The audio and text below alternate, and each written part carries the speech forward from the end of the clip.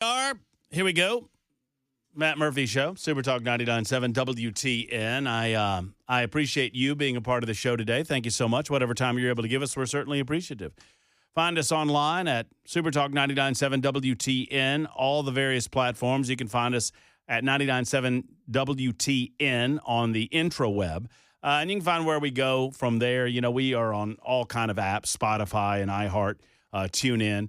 You can also find us on our own app. Download Supertalk 99.7 WTN. Then, of course, we are on YouTube, Facebook, Twitter, Twitch, and Rumble on the television side of things. It's episode 859 of our proceedings today.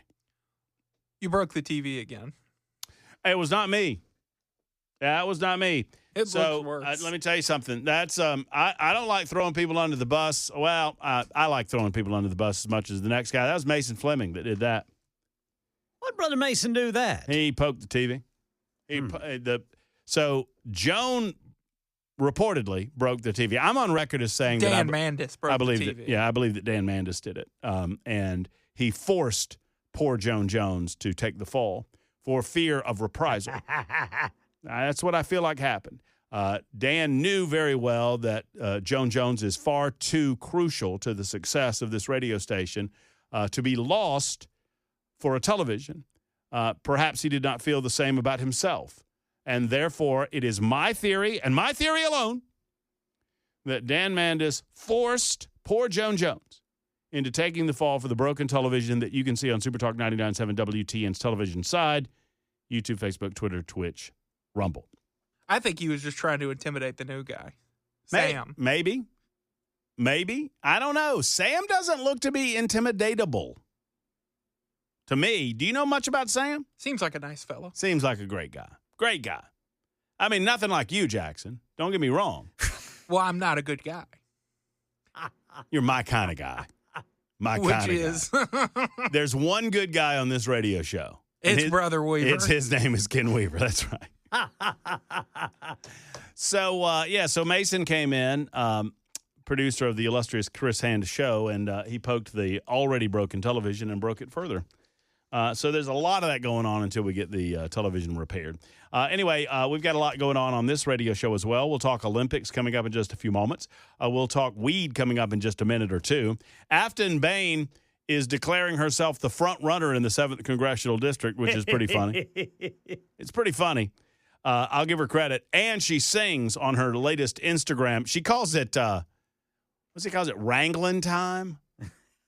But she drives a Jeep Wrangler. And so she does these videos, Ken, inside of her Jeep, and she's calling them Wrangling Time. Wrangling. With Afton Bain. Wrangling Time with Afton Bain. We will share that with you because it's a hoot. Coming up in just a couple of minutes. We'll talk census, Olympics, and all those things. Your telephone call is obviously important, 615-737-9986, 615-737-9986. And I'm defending my honor in as much as I'm going on an investment symposium over the weekend, and many of you are suggesting that I'm going to some sort of house of ill repute, like a gambling house of some sort. How dare you? How dare you people, I say. Eddie's next up. Hey, Eddie, how are you? Hello, Mr. Murphy. Great. How about you? I'm doing well, thank you. Good to listen to you. And normally we agree, but I think you might be putting your arts degree to a little bit of use when you mentioned that John Rose's ordeal and everybody trying to stir up and mud over nothing. Have you looked into it at all? Yes. You have? Did you read the articles from back then and what was said? It's all rumor and gossip, but it's one of those deals that where there's smoke, there's fire. She was young. You know, even when he's given the answer earlier and when he starts going in and he jumps his years around. You know, he wants to talk about, well, I saw her here and then she was in the background and then 2 or 3 years later, well, was it 2 or 3 or 1 or 2, you know? Everything. Well, Eddie, do you know? Yeah. No, of course not. Not at all. She was young when they met. Yeah, sure. And that relationship seems like it followed. I think, and I don't know this for sure, I know she went to Tennessee Tech. I think he graduated from there. Where he runs a scholarship fund, or he did then. So when she gets out of high school and she goes on to Tennessee Tech, where, like I said, I think that's where he graduated from, and then she wins the scholarship award that was in his parents' name. Eddie. I know. No, don't I know? Just Okay. Eddie. So just say what you know. You don't have to say I think, or I mean, you've obviously done the research. Did John Rose go to Tennessee Tech or not? Oh, that part I really can't remember. I think that's where he graduated from. I know that's where he was running his scholarship fund from. Okay. So it was just another connection with her coming right out of high school and going to Tennessee Tech. There's connections. There's dots. That's all I'm saying. I don't think it matters. What do you mean that's all you're saying? What are you saying? That there's enough smoke to be concerned. What are you saying? What smoke? What are you accusing John Rose of?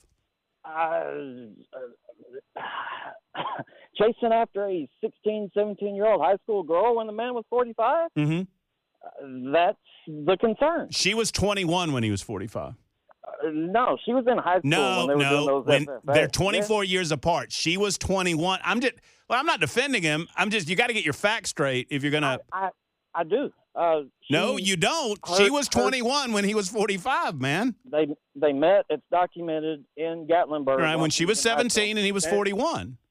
The line in his answer when he says Eagle, whatever it is, she was part of the Eagle something FFA. That was her high school. Okay, so Eddie. She was in high school. He was a leader in the FFA, and that was right when she was 17.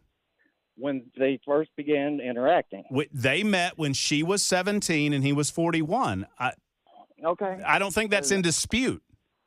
Okay. I mean, I thought he said it. Just a second ago, you were saying 21. No, you said he was 45 when they met. They were 45 when they got married, and she was 21 at that age. Okay. 17 and 41, still that's too far. I mean, How old are you? I'm a dad. I've got a daughter who turned 18 today. No. How old are you? I'm 42. Okay. How much age difference is between you and your wife? 2 years. 2 years. All right. What do you consider to be an acceptable age range between a husband and wife? I have an 18-year-old daughter. That's too far. Okay. I mean, that's part. Maybe that's why it bothers me the way that it does. I mean, and it's just my. I mean, nobody's telling you that. Nobody's saying that it doesn't have to. I mean, no one is suggesting that it can't bother you. I'm sure that it will bother some people. And but beyond that, I don't understand what the point is. They met when she was 17 and he was 41. They were married when she was 21 and he was 45. They've been married for 15 years and have 2 children and seem to love one another very, very much. And that is all very wonderful. Then what is your problem? Then what is your problem? Think it was the quick dismissal and acceptance while he's giving that long answer. The long rehearsed, polished, poly-speak answer that I don't buy any of it. I mean, that's what he's going to say. What don't you buy, Eddie? They've been married 15 years and have 2 children. That after knowing her but not knowing her while she's in high school, while she goes to the same college he did, that while he gives her a scholarship, all of this is going on, and then she just calls him up out of the blue when she's 21 one day. You think when she was 18, you think when she was 18 and he was 42, there might have been a little kissy going on? I think so. Yes, I mean there had to that. Whatever you want to call it. Like, and again, I honestly, it's not other than just I wouldn't immediately dismiss his rehearsed answer. I can't just. There's too much other smoke and fire out there that when you just dismiss it that way. Eddie, I'm trying to be patient. What smoke and fire are you talking about? Like I said, it doesn't matter, Matt. I really didn't call to argue with you. I'm not trying to argue with you. I'm trying to understand what you're beating around the bush. You're not getting to the point. Get to the point. What is your point? What is your point? I don't have one other than that you don't like their age difference. No, I don't like the answer to it. I think that's the only point that I could possibly even try to draw there. Okay, so you don't like the fact that he met her when she was that young and that their age difference is what it is. I just want to make sure that I understand you. I don't want to cut you off, and I'm not trying to badger you. I just genuinely don't understand what you say when you say, well, where there's smoke, there's fire. What fire are you talking about?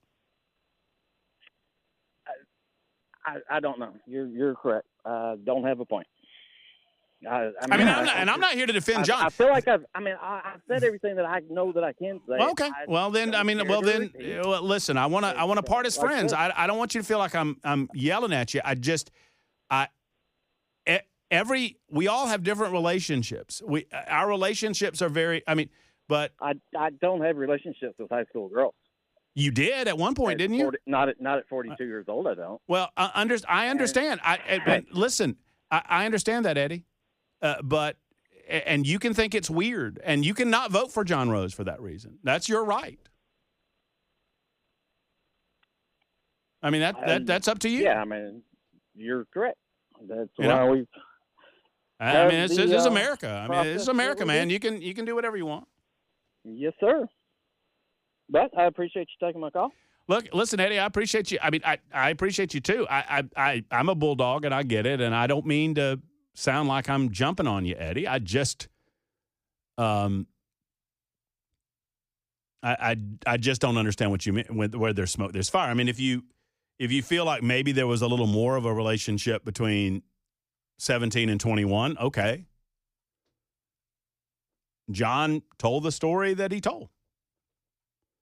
He said I don't think his story has wavered. And yeah, I've seen the backstories, and yeah, I've seen the hit pieces. John Rose has had, as a congressman, hit pieces written on him about this subject. And I've read them.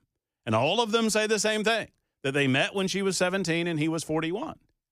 That there was a gap in time between then and the time that they married at the age of 20. She was 21 and he was 45. And they've lived happily ever since. I fully understand. Let me be real clear with y'all. I fully understand that this skeeves some people out. Okay. And if that is a deciding factor in how you vote, so be it. People vote for different candidates for a lot of different reasons. I'm not here to defend John. What I am here to say is that it is a damn far cry from saying, this age gap's a little weird to me. That's one thing. It's another thing to totally jump to conclusions and call John Rose, like the caller did yesterday, call him a groomer. Well, there's zero evidence that that's true. And that's the type of language that I would want some evidence regarding before I would go there. That's all. 21 after the hour, Super Talk 99.7 WTN.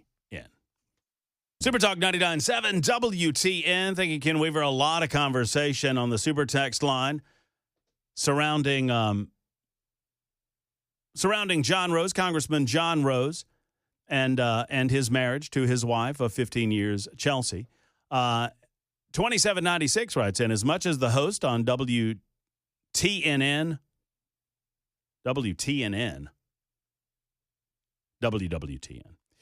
jumped up and down about Epstein Island and the 17-year-old girl's, quote, harmed there. You've got a lot of nerve giving John Rose a pass for dating a 21-year-old that he met when she was 17 and he was 45. He was 41, she said. I don't want to get caught up in the numbers, but you're screwing your numbers up. He deserves the hit pieces. I'm turning WYNN off again. So it was WTNN, then it was WYNN. You were a total bleep to that guy. You know what his point is? No, I really don't know what his point is. Where there's smoke, there's fire. John Rose, if you are disturbed, disgusted, put off, that's fine. I'm not giving anybody a pass. It is what it is. But I'm not prepared to condemn the guy as he has been honest about what happened. He met her when she was 17. He was 41. He was loath to date her. That's what John says. You can believe that or not. They got married when she was 21 and he was 45. That's a 24-year age difference. They've been married for 15 years and have 2 children. And by all accounts, and I've met Chelsea and John, they love one another very much. So I'm not giving him any sort of pass. And it's not up to me to give him a pass or not. It is what it is. There's no pass. You're the one that's going to give him a pass or not. You guys get to decide. You get to decide whether or not that's something that will bother you enough to keep you away from the polls. That's all. That's all. 5676 says a child is a child. A 17-year-old woman. Well, you know what? You know what's interesting? America has changed a lot. America has changed America has changed a tremendous amount over the last 100 years. But I understand what you're saying. And y'all are talking about a crime. What crime are you suggesting? 5676. It's one thing to say this is distasteful or I don't like it very much, but you're saying, "Oh, well, it's a crime." What crime? What? Once again, y'all judge it as you will. I mean, I'm gonna worry about the splinter in my eye, and not judge these types of things because they seem to be in a very loving relationship. Courtney is next on the issue of John Rose. Hey, Courtney, how are you? Hey, I'm good. How are you doing? Great. I am calling from a different perspective. I am a child of a couple who also has a 24-year age gap. And my dad was a successful doctor in my hometown and married my mother when she was 20. So I have experienced the criticism through my life. And I'm just here to say that that age gap has no bearing on the type of person my father is. I had a great childhood. They're still together 37 years later. So I just think it's ridiculous with no proof. I don't think love has an age necessarily. It sounds cliche.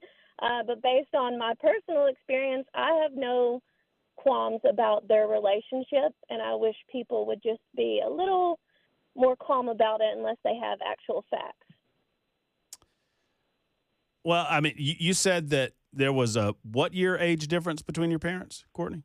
24. 24, same years. What? How old was your mother when they were married? She was 20. My dad was 44. I believe he was around 47 when I was born. Wow. I'm 34. So, yeah, I grew up in a small town with that. So I understand that people can jump to conclusions. And my parents knew each other before they started dating because it's a small town. People know each other. That doesn't mean they did anything wrong before they had a love interest in one another.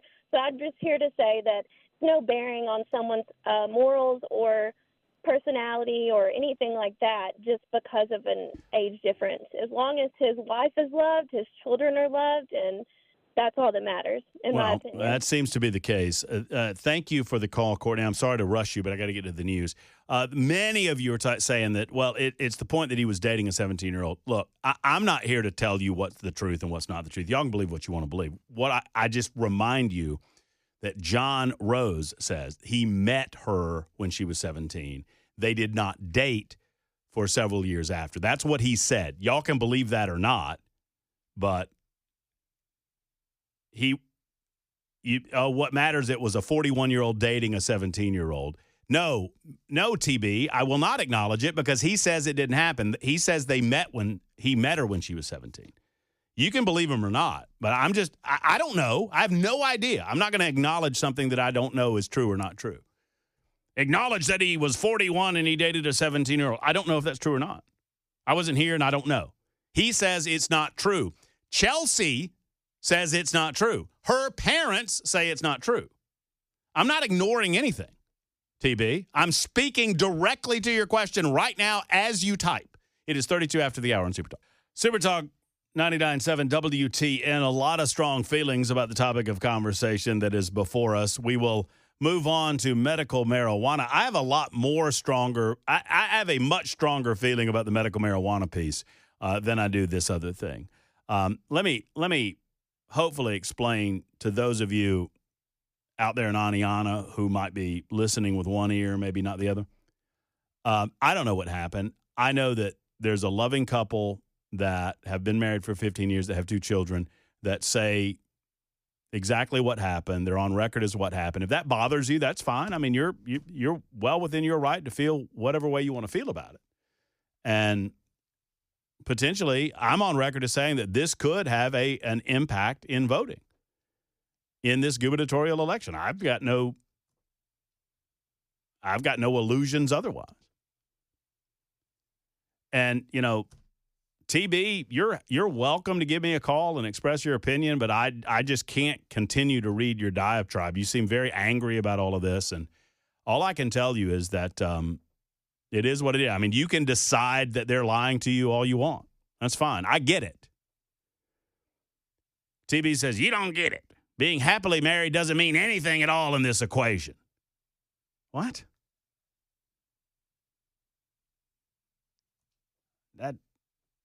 And, yeah, that's fine. That's fine, TB. I hope that you find the person that you plan on voting for in the governor's race after all. Joe is next up. Hey, Joe, how are you? Hey, how you doing today, Matt? Great, Joe.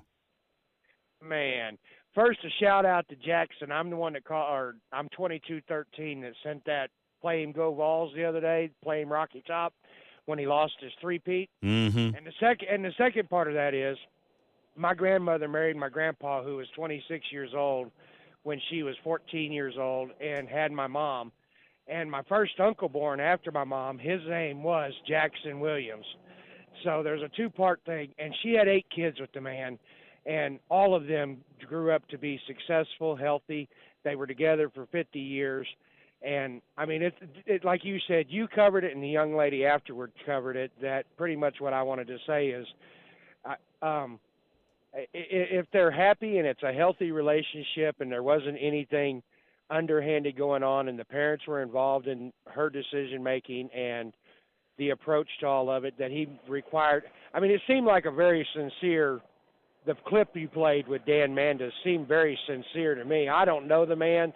A lot of it would be like you meeting them in person and eye-to-eye, hand-to-hand, toe-to-toe, knowing what the relationship is. But I walked into where my wife worked at when I was 21 years old and asked her to marry me the first day I met her.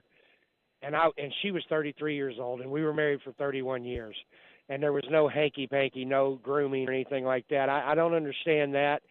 The other side of that coin is his comments about that on the Dan Mendes show that you played for us today seemed a lot more sincere than Marsha Blackburn's responses to all of your questions yesterday with Cameron. She's a career politician. I don't know that much about her, but I don't know. I don't know how that plays into. I don't see a whole lot has changed in the 30 or 40 years that Marsha Blackburn's been in office. That taxes are still way too high. Government still has way too much control. Leading up to the next thing that you're talking about with the medical marijuana or marijuana usage, there's way too much overreach in the government, and I don't understand why people are just twisted about this. I just want to make sure, and Joe, thank you for the call. I just want to make sure that those that are angry at me for quote unquote defending John Rose, and I'm not ready to condemn him. I think that people that are on this toot that it is somehow sexually predatory, I am not willing to go there. I just am not. Based on the words of John Rose and Chelsea Rose and her parents. I mean, you can find it weird, you can find it unseemly and all of those things, but to leap to, it's Jeffrey Epstein? What are you talking about? It's ridiculous. Now, for those that are think that I'm defending that, I'm not defending anything. I'm presenting it as it is. Y'all wait, because I'm going to go after John Rose regarding his response to medical marijuana because I think it's absurd. And I like John a lot. I think John has done good things for his congressional district. But something that John said, this morning about medical marijuana set me off. More on that coming up in just a second. Hey, here's another John to talk about John. Hey, John. Hey, I'm just calling in, first-time caller, and I wanted to say I think I agree with you But I would also say that there's a cultural difference, I think, here in this country where people just generally think that kind of age gap is odd. But I think the bigger point, which you might be about to speak on, was the fact that he mentioned if there was a bill that Tennesseans came together and voted on and got to his desk regarding medical marijuana, that he would veto it. And I think that is a direct conflict with his job as a governor, which is to reflect the will of the people. So I agree that I don't think there's anything necessarily nefarious about the age gap. I do think it's a little odd. Yeah, that's fair. That's completely fair. Yeah. I mean, is it fair for people to think it's a little weird? Yeah, 100%. That's fair. I'm just fascinated at the number of people that are so judgmental that they are making comparisons. I mean, and I'm not even comfortable saying some of the comparisons that are being made right now. It's just absurd. It is of far more concern to me. I agree with you, John, that John Rose said this morning on Dan Manis's Nashville Morning News that there's not enough research regarding medical marijuana for him to make a decision about it. I'm like, what? That doesn't track. No, where have you been the last 40 years? There's 40 years of medical research regarding medical marijuana. John, thank you for the call. I appreciate you very much. I'm going to put this aspect of the conversation to bed before we get over to the medical marijuana piece by going to Dean, who is on to discuss John Rose. Hey, Dean. Hey, Matt. How you doing? Love your show. Thank you. Actually, I was calling to transition to the marijuana thing. I've got no problem with the age thing. I mean, if her parents are fine with it, it is what it is. You know what? We don't know. I don't have a problem with it. The two things that did strike me as odd about the weed thing is, I mean, he mentioned that he has never done drugs, never smoked weed, never drank. That seems like a priest giving marriage advice. You know, you can do your research, but if you've got, I don't know, it just struck me as odd that he took such a stance on marijuana. But the other part that really bothered me was, you know, he kept referring to gateway drug. And I'm in my later 50s. I don't personally smoke marijuana, but I know plenty of people for decades that have enjoyed marijuana and have not done any other drugs on this planet. And the whole gateway thing is, you know, if you're buying it from a store that's licensed, it's legal, you go in there and all they have is weed, it's different than going to, you know, Johnny Thug on the street who's got everything under the rainbow in a bag and you can buy whatever you want. You know the biggest. I'm sorry to interrupt you there, Dean. You know but you hit on something. This concept of gateway drug. Everybody likes to draw their line. I mean, a lot of people draw their line at weed. Some people draw their line elsewhere, and they love to talk about gateway drugs. Oh, that's a gateway. It's a gateway. You know what the biggest gateway drug in the United States of America is? Probably alcohol. Caffeine. Oh, yeah. Caffeine. Now, if I were to tell you coffee drinkers out there that we're going to stop the drinking of coffee, don't you give me that look, Ken Weaver. We're going to, Dean, we're going to stop drinking coffee because coffee is a stimulant, and coffee provides an otherwise unhealthy and unrealistic demeanor that you would otherwise not have.